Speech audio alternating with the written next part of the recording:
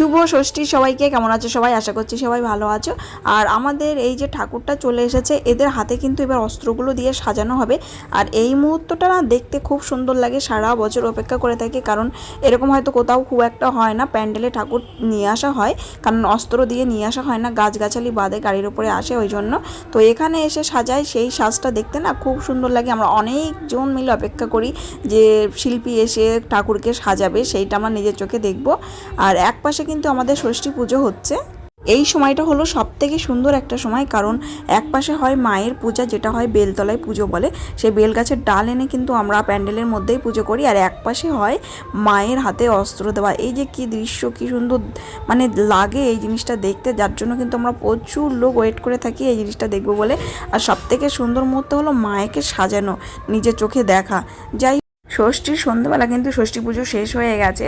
তো তোমাদের ওখানে কী কী রিচুয়ালস আছে অবশ্যই কিন্তু আমাদেরকে জানিও। আমাদের অনেক কিছু রিচুয়ালস আছে, আমরা সবাই মিলে মাকে প্রাণ ভরে বরণ করে নিই। আর এখানে একটা রিচুয়ালস হচ্ছে, যে শিল্পী সে কিন্তু মায়ের যে মূর্তিটা তৈরি করেছে সেটা আমাদের হাতে দেয়।